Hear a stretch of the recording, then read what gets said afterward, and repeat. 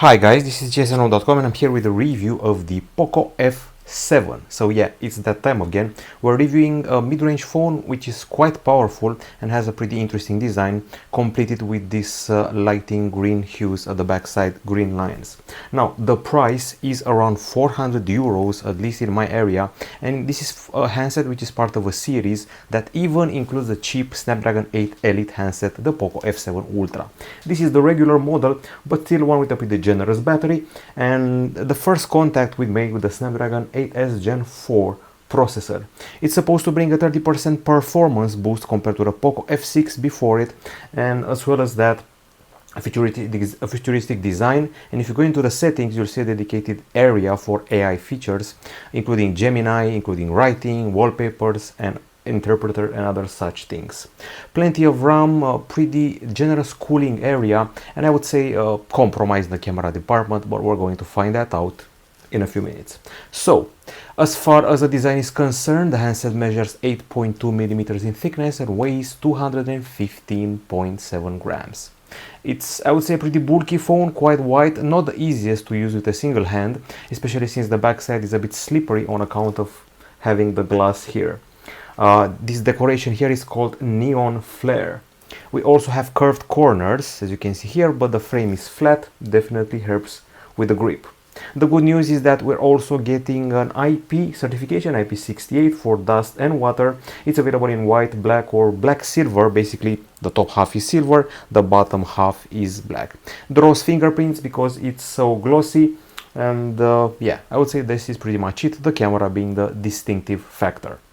Now, when everything's said and done, we should also have a case in the box, which makes it grippier, just in case you were wondering. It's got a matte finish.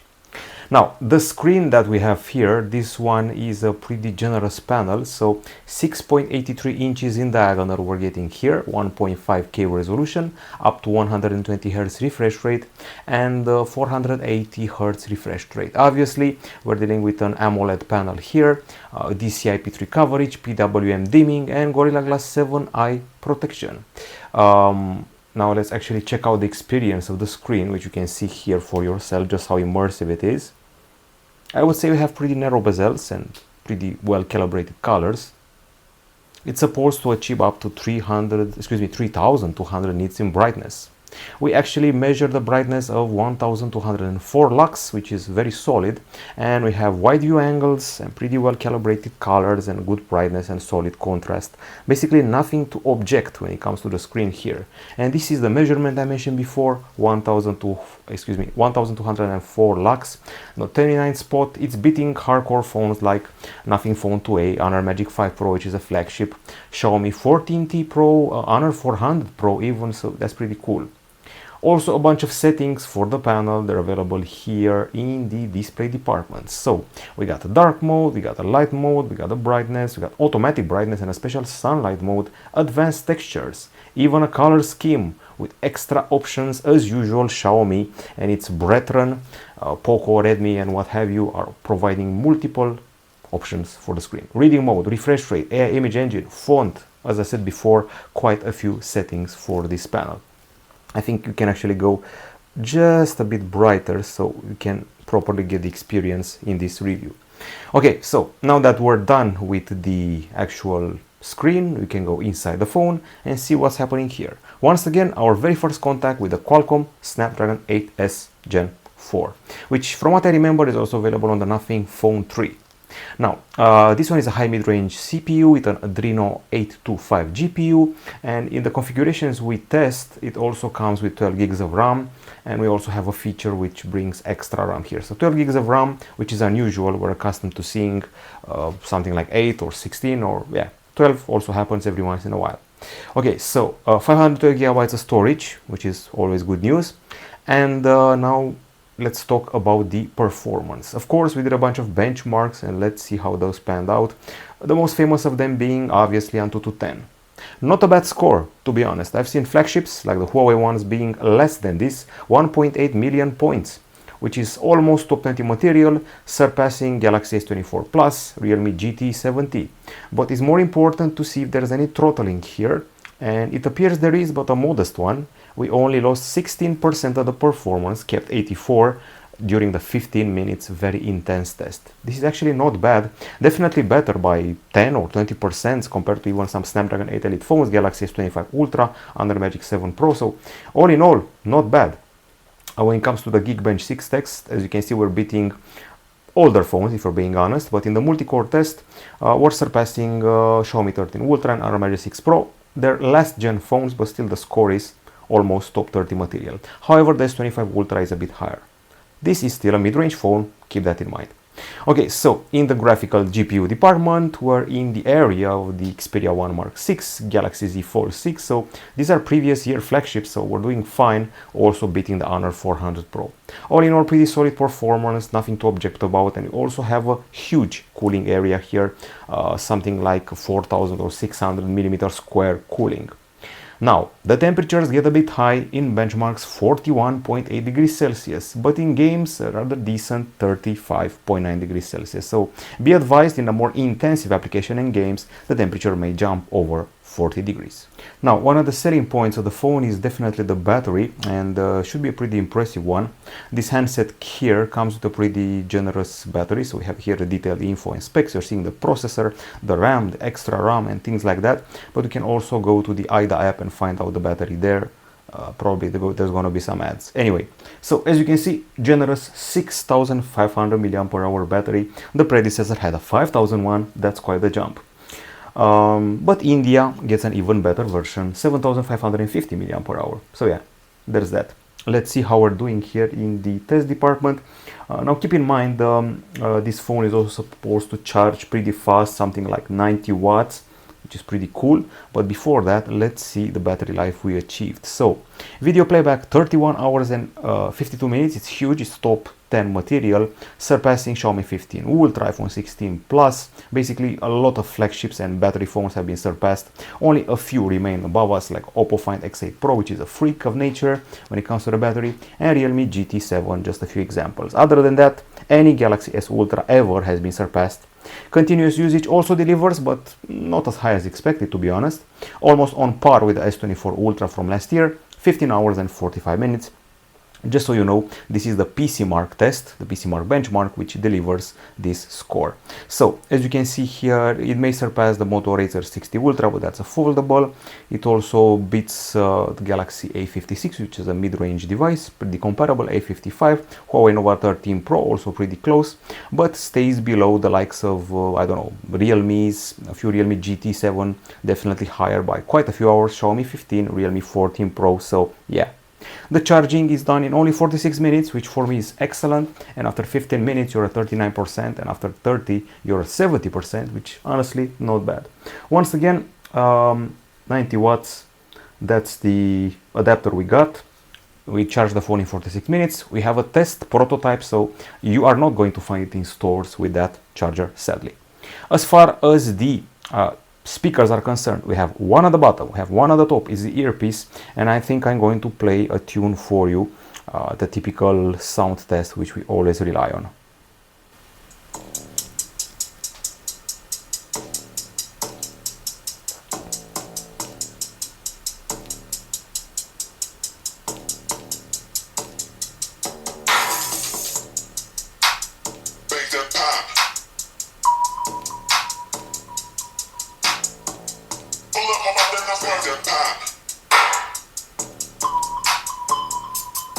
Okay, so not a lot of volume. You will not cover a conversation in a small room. The conversation will cover the music. I have stereo hybrid speakers, and the bass is the only thing that impressed me. The high notes and voice aren't that impressive.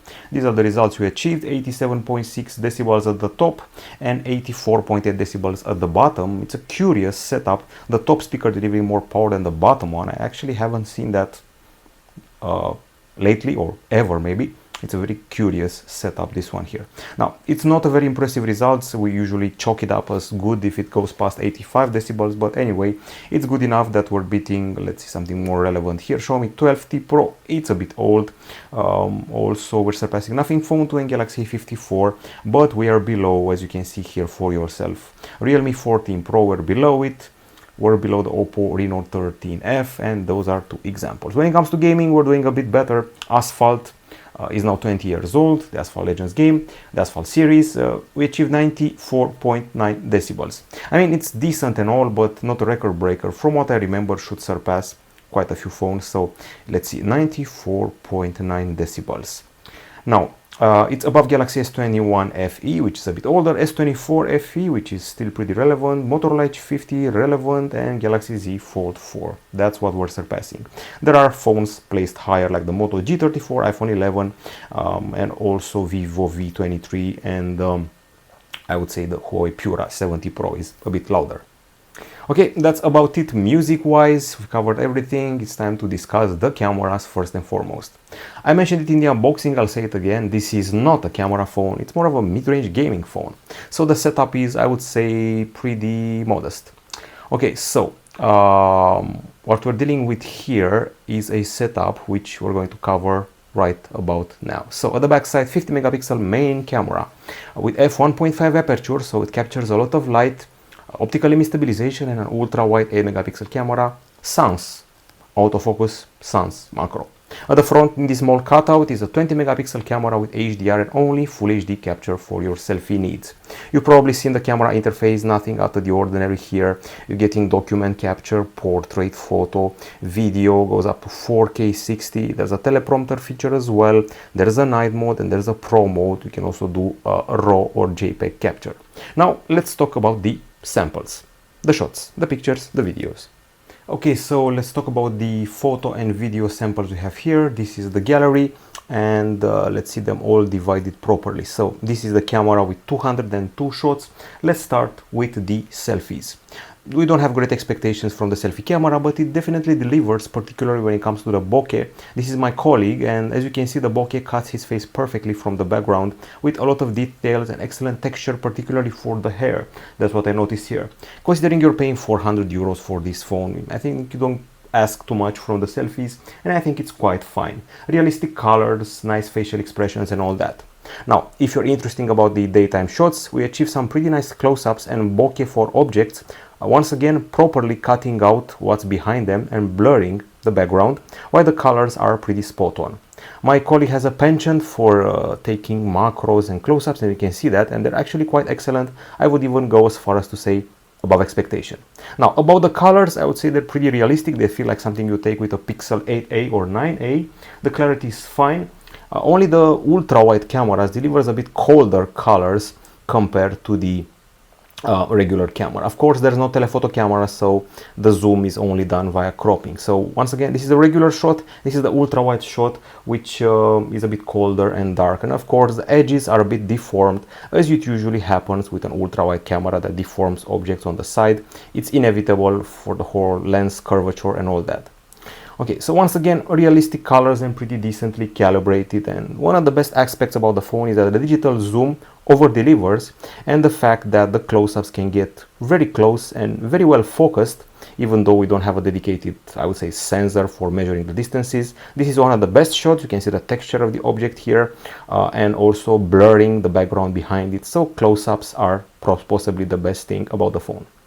And once again, the zoom continues to amaze me. So in the end, we see the regular camera shot, ultra-wide camera shot, which is a bit less detailed in colors, and some zooms, digital zooms, which are above expectation. Those have been the daytime shots. Now the low light shots, we came in with zero expectations, and let's see, the quality definitely drops. The street lights are a bit exaggerated, and night mode may be required. You shouldn't go past 2 or 3x zoom if you want to keep your quality. You will not see the tree leaves. You can see the tree, but you cannot distinguish each leaf. The selfies also drop quite a bit in quality unless you're using the flash feature. And to be honest, the street light halos are big but not huge, so they're quite decent. There are some darker shots here and there, so once again, you may require the night mode. In the end, it's a decent mid-range experience, but it's also something you'd encounter on a 300 euro phone, not just a 400 euro phone. These have been the photos. We also have videos, and to be honest, quite a few of them.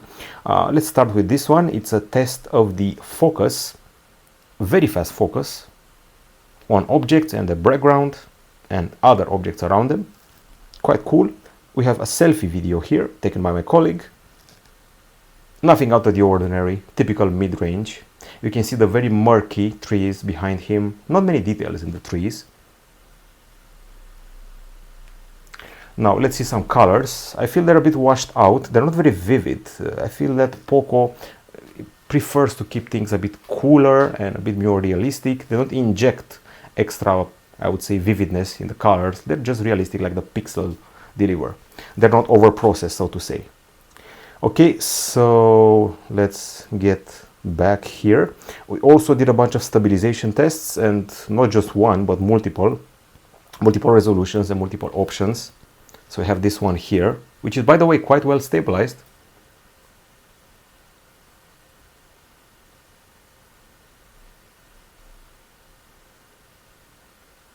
I mean, the center of the image tends to vibrate a bit, but I feel this is actually better than the videos taken with the shoot steady mode. The shoot steady mode is supposed to balance things out, but it feels a bit weird. Okay, and we also have this video here. It's a bit darker when there's no sun in the scenery. Plus, if you opt for shoot steady, you're only limited to full HD, so you're going to drop some details, and panning also works fine, so you're not going to lose details on people. Now, we have the low light shots. We kept it with 0 expectations, and it's well that we did that. The performance is definitely weaker. Street lights are quite huge. There's a lot of reflections here and there, so yeah, keep that in mind when doing a low light video. They're not very memorable, and the lights are quite big, there are reflections, there are darker areas and noisy areas. Stabilization is, I would say, decent at best, to be expected for a mid-range phone. Now, when it comes to connectivity, I think we have the full package here. I'm even referring to Bluetooth 6.0. We have 5G, Wi-Fi 7, we have LHDC5 support, NFC, infrared emitter, GPS, BDS, Galileo, QZSS, Navic, and GLONASS, and that's pretty cool. We did a bunch of tests here, so let's see how that panned out. So we have the screenshots, and these are the results we achieved. When it comes to Wi-Fi, 761 megabits/second downloads, 791 uploads. When it comes to 5G, these are the results we achieved. I expected better, but it depends on the condition of the network that day. 179 over 113 mega per second.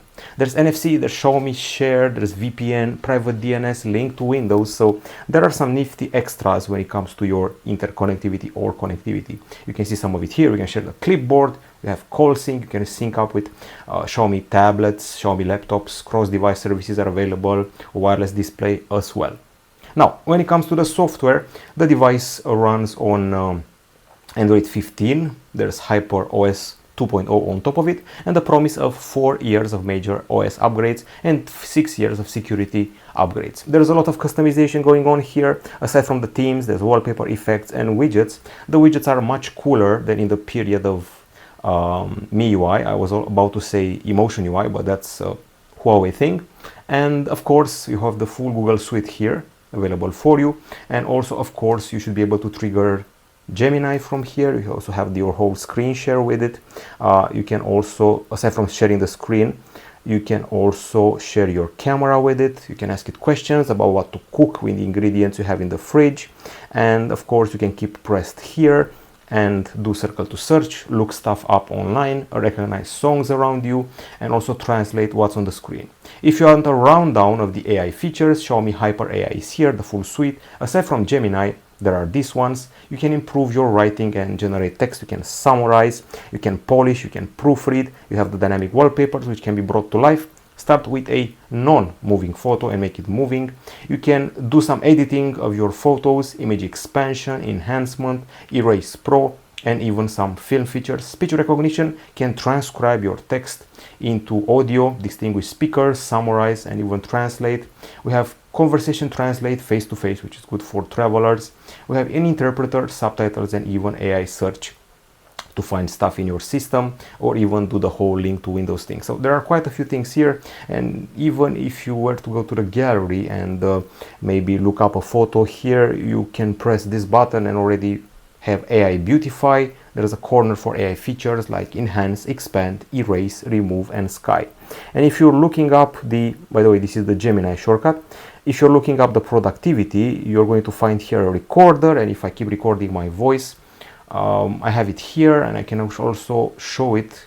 I can show the voice print, I can show the text. My voice has been converted into text. I can also translate it afterwards. What else? You have the Mi Remote here, you have the note-taking application, and if I start a new application, this is the area where you can actually employ AI. You can have your prompts here, you can shorten your text, correct it, record the video, you can also add images and more.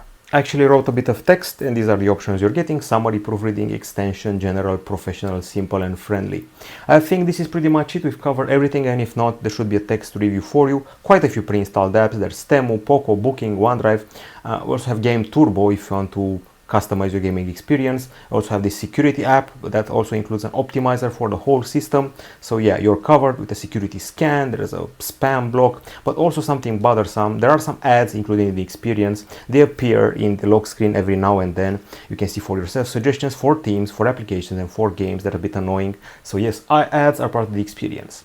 Now the verdict of the phone, I keep my idea. It's a gaming phone. It's a mid-range gaming phone. On the pro side, it's a good looking design, solid build, a big bright screen. The dual camera is particularly good for close-ups, portraits, and I would say even some digital zoom. The hardware upgrades from the predecessor are quite impressive. You don't see that every day. The video playback time is excellent. I'm talking about those 30 hours or something. The Snapdragon performance is quite solid. There are a lot of AI features which you would find on a hardcore flagship, I would say, of the day. UFS 4.1 storage is also good. On the negative side, of course, those ads I mentioned that you can find before. No charger in the box, mid-level stabilization. The acoustics don't impress that much, particularly the volume. India gets a bigger battery. Low light capture doesn't impress, and we only have USB-C 2.0 on the bottom, which is something which often appears on Xiaomi, Pocos, or Redmis. This is supposed to be a very balanced phone, but I'm going to promote it as it is. It's a POCO phone for gamers, thanks to the CPU, good cooling, the latest storage and RAM available on it, and surprisingly decent camera, particularly during the day. So if you want to take photos of your food or flowers and do some gaming, be my guest. Plus a lot of playback. Imagine what the India version can do with a gigantic battery. And when everything's said and done, you can also use the AI for productivity needs. That's it from GSMDome.com. This has been the review of the POCO F7. Goodbye.